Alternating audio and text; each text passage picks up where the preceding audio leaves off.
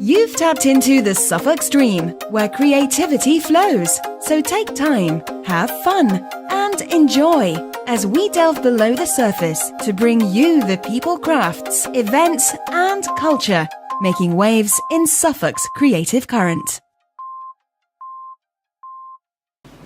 Carl. Hello. Hello. I'm Jo. Hi, Jo. Welcome. Thank you. Thank you for coming. You're very welcome. So, tell us what you want to tell us about you. I never know what to tell anybody about what I want to tell them about me. Never. Never. Hardly ever at all. It's like that awful question, what do you want to do when you grow up? Or what are you doing now? What am I doing now? Well, as of tomorrow, in fact that's not even vaguely true because tomorrow is Sunday, as of Tuesday I am writing bids for an NHS trust. But with my left middle hand at the same time. I'm finishing off a stage play. Right. Which is an adaptation of a 30-minute radio play I wrote. That's called No Batteries Required. And that came out of a conversation in a pub nearly 18 months ago. Mm-hmm. That fatal third drink, when you start talking about the things you're going to do. This is why I hate talking about things I'm going to do or I'm doing, because then you actually have to go and do them the next morning. And you did do? I did, in fact, do it. So I was sitting there talking about how screamingly funny it would be if there was a play about a bankrupt chicken farmer who goes to kidnap Hugh Ferdinand Whittingstall and make him repent on air before he shoots him. You see, which is funny. And accidentally ends up kidnapping the Prime Minister because Hugh Ferdinand Whittingstall, the real one, and David Cameron both went to Eton, both went up to Oxford together. And then I found out that David Cameron was actually thinking of giving Kirsty Allsop a ministry before the 2010 election. And the story is she turned it down. And I wondered what ministry she would get, probably housing, I thought. And I thought, well, it wouldn't be too far, too impossible for someone like Bernie Ecclestone, or better still, Jeremy Clarkson, who's a great mate of David Cameron's, to be given Ministry of Transport. So Hugh could get Ministry of exactly, and it all fitted together. On and on it went, and the more I looked into it, the more I thought, yes, this actually has to be done. So I did it as a half-hour radio play, and we did a very, very rough take just before Christmas in Framlingham, and recorded that actually on an iPhone, and that worked out really well. What is always the problem with these things, obviously, is getting the actors together in the first place, but then editing the darn thing. Because although it only takes 30 minutes when it's produced, to get there in the first place is about an hour's worth of recording, but then you've got about 2 weeks' worth of editing. Then I sent it to Eastern Angles, the theatre group, who took me at my word, which was foolish of me to have given my word in the first place, because I sort of promised that it existed as a 90-minute stage play. And so when they said, yeah, we actually want to have a look at this, darn, I only had a 30-minute thing. So the last couple of weeks have been frantic, trying to shoehorn an extra hour of material that doesn't exist into it, and that's now done. So the next project is to turn that into a screenplay. Last year, I wrote another screenplay called Not Your Heart Away, which actually won the BBC Writers' Room competition. Hooray! So I actually went and pitched it to a studio, Cascade Studios in Soho. And you only get 2 minutes, I think, to actually pitch your idea. Not an awful long time at all. Maybe it's 10. The whole thing was a love story, well, a teenage love story, so not really love stories, it's just, sex and dressed up as love. Okay. Boy meets girl, boy gets girl, boy loses touch with a girl. It's set in 1980. And in those days, pre-Google, pre-mobile phones, pre-Facebook, if you lost touch with somebody, it was almost impossible to get back in touch without a private detective, or doing what sounds like really stalkery things now, like memorising their parents' car registration plates. And depressingly, I realised halfway through the meeting with the studio that I was the only person in the room who remembered 1980, and all of this sounded like the ravings of a lunatic. Oh, I'll just forget it, I'll go and write something else. So, no batteries required, the chicken farmer. Fantastic. Let's see. So Eastern Angles are going to be putting it on? I hope so. As I say, for the last 2 weeks I've been editing it so that it actually exists for them to have a look at, rather than just me saying, would you have a look at this thing, which doesn't really exist. So that's now done. I've been giving myself a deadline of yesterday to actually finish that. Fantastically helpful friend of mine who's currently in Africa. We've been swapping emails about it, and she's been saying, look, you could put some cocaine in here. You can't say cocaine. You could put some extra things in this. And I have or have not, as the case may be, depending on the legality of the suggestions. So yes, that's now done. I think there's a little tiny alteration I have to make to it. It's a telephone conversation. A scene is dull and boring and technical, but I don't think it works on stage as a telephone conversation. So I think I'm going to actually have to relocate that to a gents at the party conference, so that you get the real idea that the Prime Minister's just at everybody's beck and call and really has to just do as he's told, the same as anybody else does. So, are you a writer? I hope so. Yes. That's basically the core. That sounds so pompous, doesn't it? That's the core of what I do. Know, does it? Yes, it is what I do. I write poetry, I write plays, I write business reports, I write multi-million funding bids, NHS Foundation Trust bids, novels, screenplays, TV training scripts. I write things. I'm holding a pen now because that's what I do. So do you prefer to use a pen and paper? No, I don't actually. It's just that I prefer to use my laptop. Do you?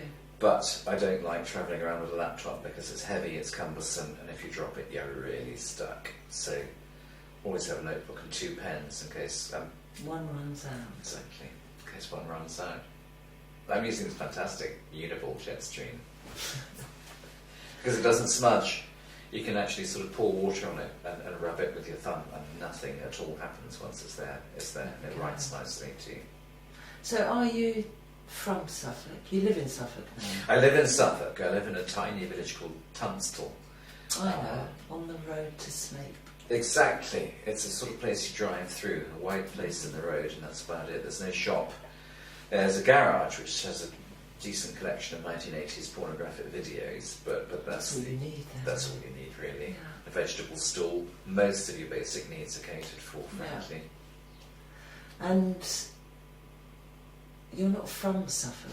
No, like most people in Suffolk, I'm not from Suffolk. Suffolk seems to be a place where, much like the West Country where I grew up, if you were born and brought up here, you have to move when you're 18 because there are simply no jobs. And this is one of the things I hope the Suffolk Stream might start to change, the idea that you have to move away. I think there's nothing more damaging for a real, genuine sense of community, knowing if you're a young person you're going to have to leave it, and you might be able to come back later when you've made some money, but if you want to do that, you're going to have to go away.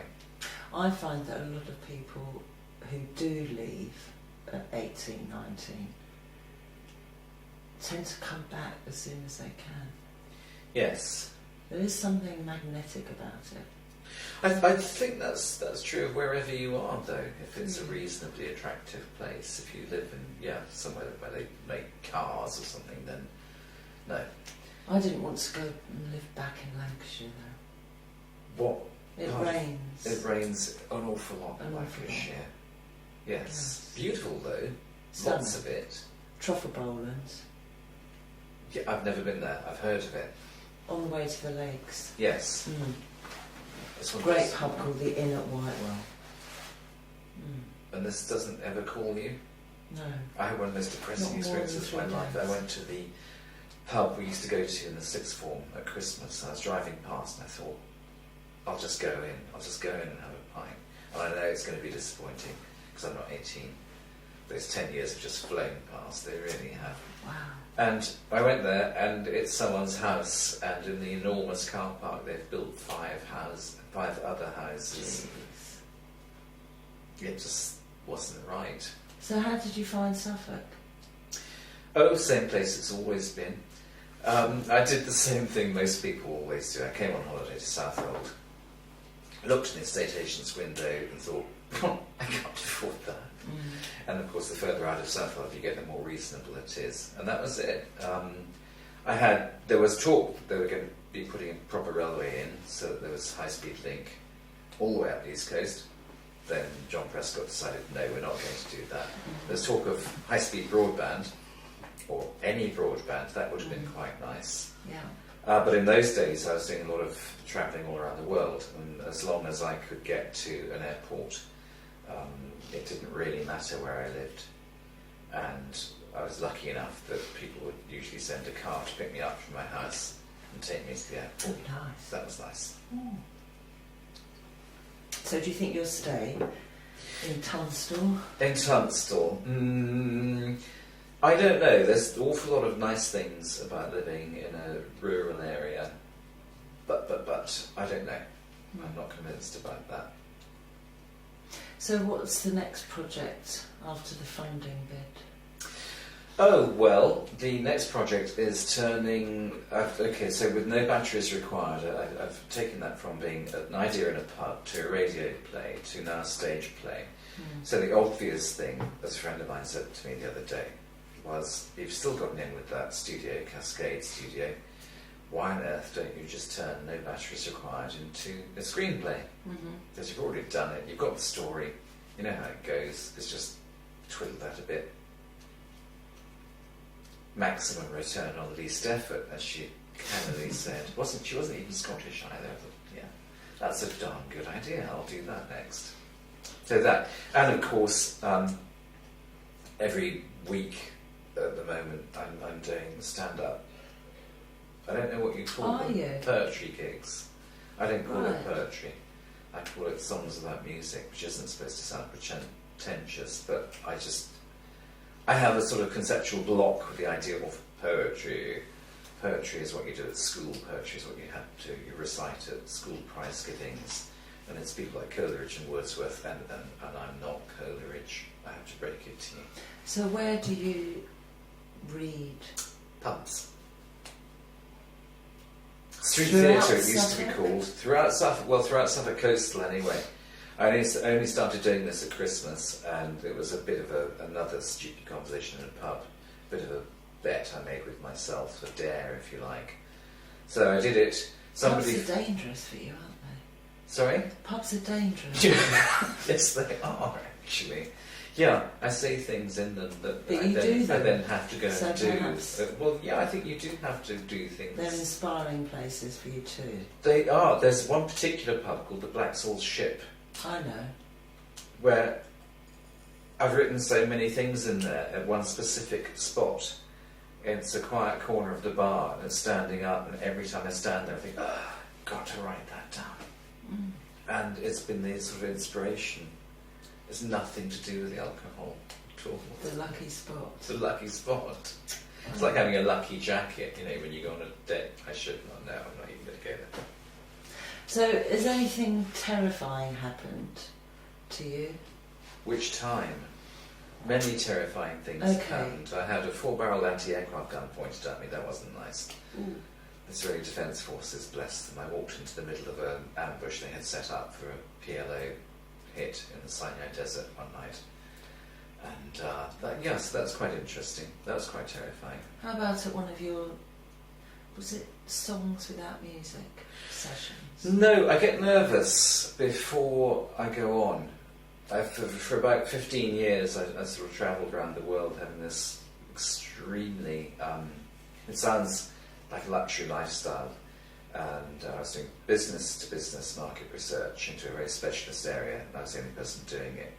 So the companies doing that paid me a lot to go and do it, and took me around the world to publicise what I had done.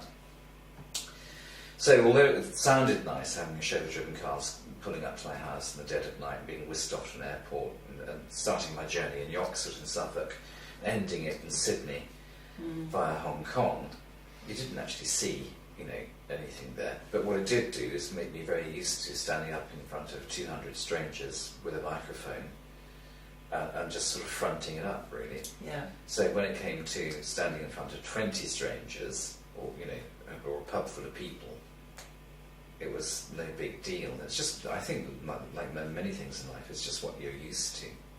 So that wasn't the scary bit. The scary bit in doing that sort of performance was, is this rubbish?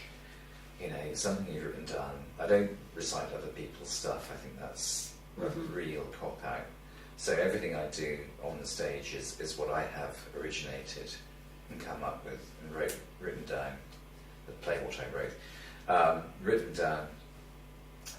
Because I'm doing one thing a week on average at the moment, I do feel this is copying out a bit. I just can't actually recite it, so I actually have to read it off the page. Uh-huh. So I'm not happy with that. And as the act before is about halfway through, yes, you get those butterflies in your stomach, and your mouth goes a bit. So what do you do? Try and get on with it.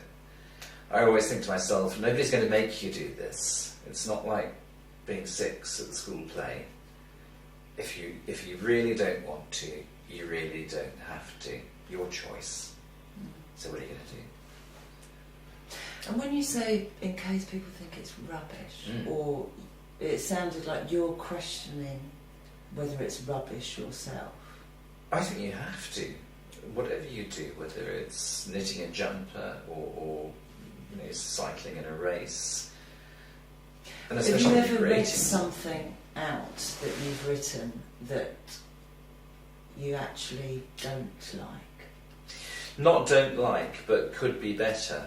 Okay. And several times I've gone somewhere to perform something, got the pen out and think, no, that line has got to go, or there's another 2 words that will go in there which will make it actually better. Or sometimes I'm simply not doing this poem now because the mood is wrong and it doesn't fit, or I don't like it anymore. I am not the person who wrote this. And does it happen sometimes that maybe from reading it out to an audience, you might then need to go back or recognise what you want to change afterwards?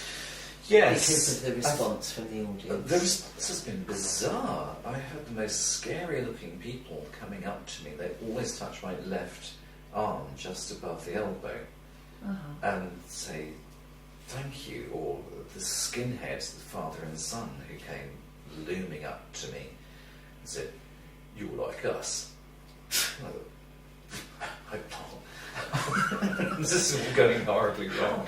Exactly. Just the most odd things, and it's happened time and time and time again. The scarier, the more tattooed and pierced these people are, the more they're saying.